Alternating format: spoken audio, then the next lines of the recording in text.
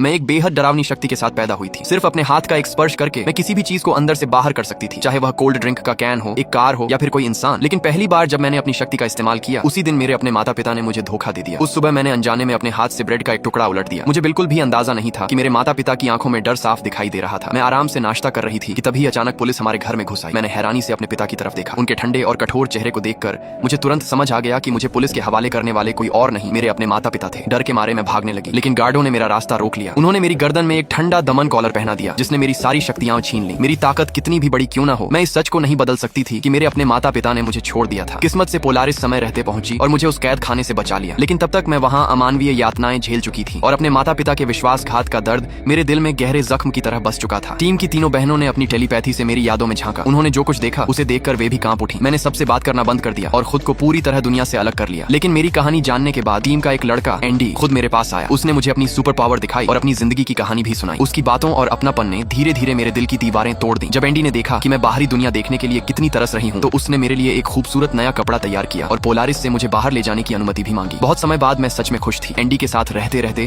मैंने फिर से लोगों पर भरोसा करना शुरू किया और धीरे धीरे टीम का हिस्सा बन गई। लगातार अभ्यास के बाद मैंने अपनी शक्ति पर पूरी तरह नियंत्रण पा लिया। अब मैं टूटी हुई लड़की नहीं रही थी, मैं टीम की एक अहम सदस्य बन चुकी थी। जल्द ही मुझे अपना पहला मिशन मिला। पोलारिस ने बस अपनी उंगलियां चटकाई और वहां मौजूद सभी कंप्यूटर एक साथ फट गए। दुश्मनों ने हम पर गोलियां चला दी, लेकिन पोलारिस की वजह से हम सब पूरी तरह सुरक्षित रहे। फिर थंडरबर्ड ने इतनी जोरदार दहाड़ लगाई कि पूरी इमारत हिल गई और दुश्मनों की लड़ने की ताकत खत्म हो गई। कुछ ही देर में हमने पूरे इलाके पर कब्जा कर लिया। तभी हमें असली सच्चाई पता चली। वह वित्तीय कंपनी सिर्फ पैसे कमाने का काम नहीं कर रही थी, वह सरकार के दमन कॉलर बनाने के प्रोजेक्ट को फंड देती थी, ताकि उन कॉलरों की मदद से म्यूटेंट्स को नियंत्रित किया जा सके और उन पर खतरनाक प्रयोग किए जा सके। उनका असली मकसद दुनिया के सभी म्यूटेंट्स का पूरी तरह सफाया करना था। इसीलिए हमने फैसला किया कि उनके सारे पैसे अपने बेस में ट्रांसफर करके उस कंपनी को हमेशा के लिए खत्म कर देंगे। लेकिन उनका मुख्य वॉल्ट एक बेहद खास चट्टान से बना था, जिसकी मोटाई 12 फीट से भी ज्यादा थी। उसे पोलारिस भी नहीं खोल सकी। उसे तोड़ने की ताकत सिर्फ मेरे पास थी। मैंने कई बार कोशिश की, लेकिन हर बार असफल रही। तभी एंडी बोला, तुम बहुत ताकतवर हो। याद है उस अस्पताल में तुम्हारे साथ क्या हुआ था? कितना गुस्सा था तुम्हारे अंदर, कितना अकेलापन, कितना डर। उसी एहसास को अपनी ताकत बना लो। बस वही दर्द याद करो और अपनी पूरी शक्ति छोड़ दो। एंडी की बातों ने मेरे अंदर दबी हुई आग को फिर से जगा दिया। मैंने अपना सारा गुस्सा अपनी शक्ति में बदल दिया। एक जोरदार चीख के साथ मैंने उस विशाल पत्थर के दरवाजे को चीर कर रख दिया और वॉल्ट सबके सामने खुल गया। कुछ ही सेकंड में वहां का सारा पैसा हमारे बेस के खाते में ट्रांसफर हो गया। लेकिन इसके बाद पोलारिस और थंडरबर्ड उन अधिकारियों को सिर्फ गिरफ्तार करके छोड़ देना चाहते थे। मैंने गुस्से में कहा, इन्हें जाने क्यों दे रहे हो? हम यहाँ इसलिए आए हैं क्योंकि यही लोग म्यूटेंट्स पर अत्याचार कर रहे हैं और अब हम इन्हें ऐसे ही छोड़ देंगे। पोलारिस और थंडरबर्ड और मुसीबत नहीं चाहते थे, लेकिन अतीत का दर्द मेरे अंदर फिर से जिंदा हो चुका था। मेरी आंखों में अब सिर्फ ठंडा गुस्सा था। मैं फिर कभी वह कमजोर लड़की नहीं बनना चाहती थी, जिसे उसके अपने परिवार ने धोखा देकर तड़पने के लिए छोड़ दिया था। मैंने अपनी सारी शक